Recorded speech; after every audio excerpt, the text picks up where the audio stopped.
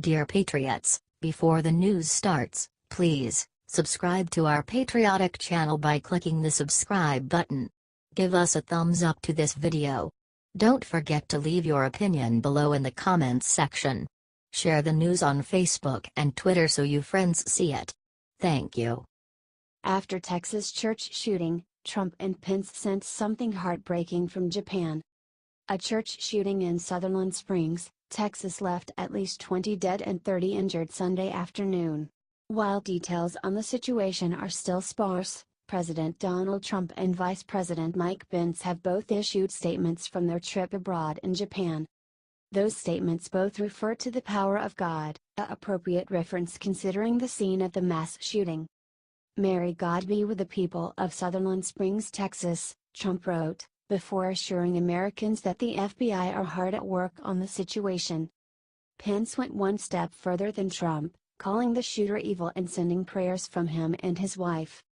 "While we await details from law enforcement and the FBI, we must send our prayers to the families involved in this epic tragedy. Let's send our support by commenting with your own prayer or by writing 'God bless.' Share this article so the love and prayers get to those affected. We must appeal to the power of prayer, as this was a direct attack on individuals with faith."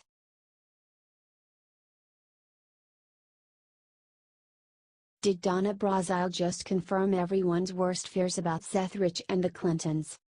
In her new book set to be released this week, Donna Brazile makes a comment about Seth Rich that has all of America shivering.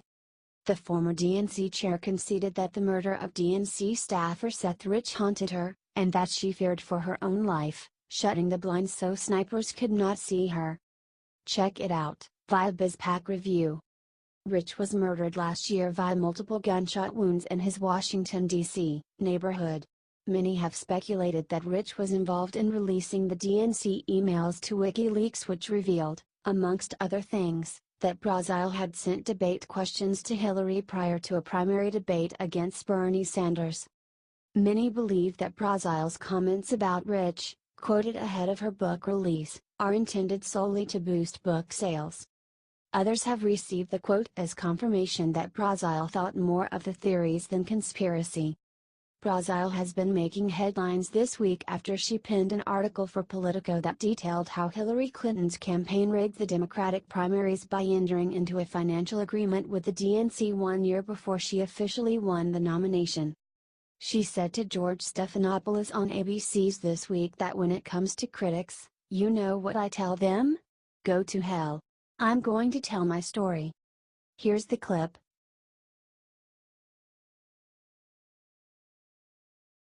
Uncovered: the Queen's dirty secret has been revealed, what's in it is shocking the world.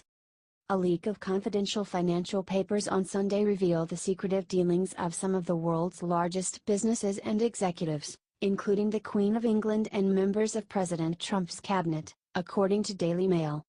In the largest haul of leaked documents since last year's Panama Papers, the Paradise Papers exposes 13.4 million files detailing the offshore wealth of some of the world's richest people. The leak reportedly centers around a firm called Appleby, which advises clients on legitimate and lawful ways to conduct their business, according to a statement. The firm continued, saying that it doesn't tolerate illegal behavior. There is no evidence of any wrongdoing, either on the part of ourselves or our clients. Unlike last year's Panama Papers, there's been no suggestion of lawbreaking on the part of the firm itself or any of its clients. The legality of the accounts disclosed in the papers does not discount their shocking contents, however. They reveal, for example, that the Queen's large estate may have invested huge sums of money in tax havens. They also suggest President Trump's Commerce Secretary, Wilbur L. Ross Jr., owns stakes in a firm that deals with Russian companies currently under sanction.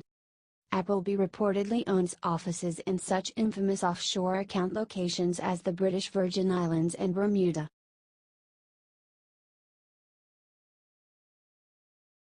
Winning again. This woman just did something no American has done in 40 years. If you're an American fan of long-distance running, the last few decades have been hard to endure. The sport has been dominated by Kenyan runners who often shut out American athletes from medal podiums completely. In the case of the New York City Marathon, no American has won in 40 years. But no more. Sunday morning, American runner Charlene Flanagan won the New York City Marathon, the first American woman to win since 1977. She accomplished this feat by pulling away from Kenyan athlete Mary Keitany in the last 3 miles of the 26.2-mile race.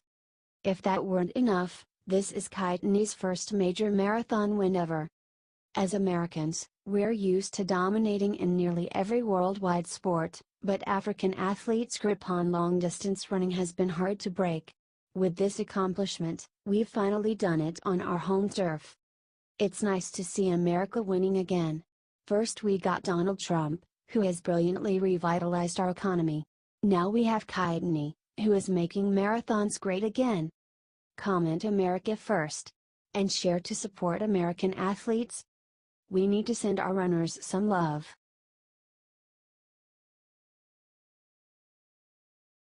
Miley Cyrus makes Billy Ray hang head in shame with outfit she wore on SNL last night. Pic. Miley Cyrus went on Saturday Night Live last night and Billy Ray was hoping she would not attack President Trump again. He supports his daughter because he is a good father but must tell her privately that bashing Trump is not good for her career. Or he should. Billy knows celebrities need to keep their mouths shut when it comes to politics. Most don't listen, but last night Miley did. She did not bash Trump. The same cannot be said for the rest of the cast. They trotted out the old standby Alec Baldwin to bash Trump and went after Mike Pence and Paul Manafort. Really not a good look for them. And speaking of bad looks, what Miley wore during one sketch made Billy Ray hang his head in shame as if to say, Miley, why do you have to revert to your bratty past? Grow up already. We all have growing pains and we are forgiven for our past transgressions as long as we learn from them. It seems Miley has not. Source, NBC screenshot. Source, NBC. Source, NBC. Share if you think it is time Miley grew up.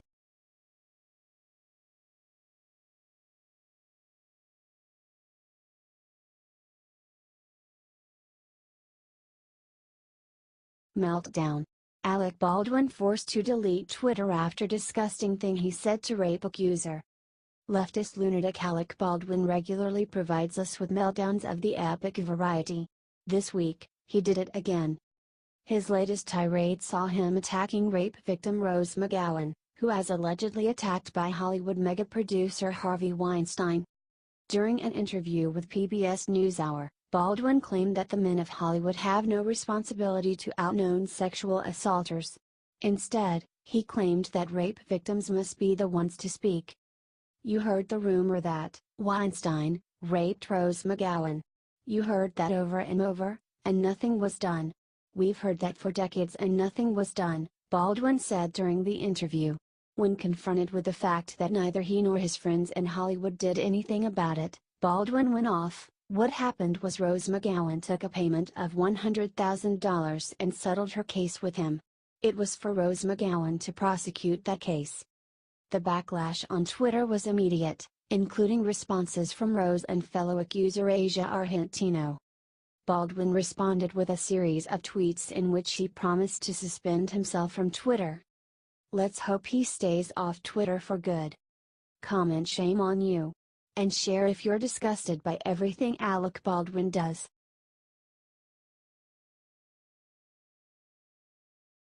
Kellyanne Conway just drop-kicked Brian Stelter back to journalism school with one epic word.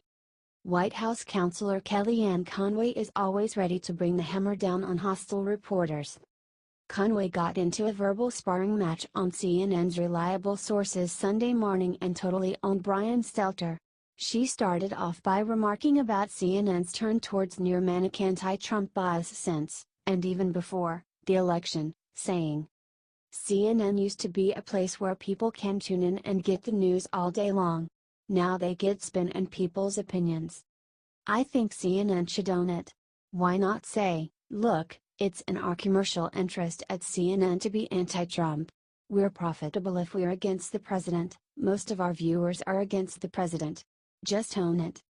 Stelter then tries to put words in her mouth with a weak strawman argument.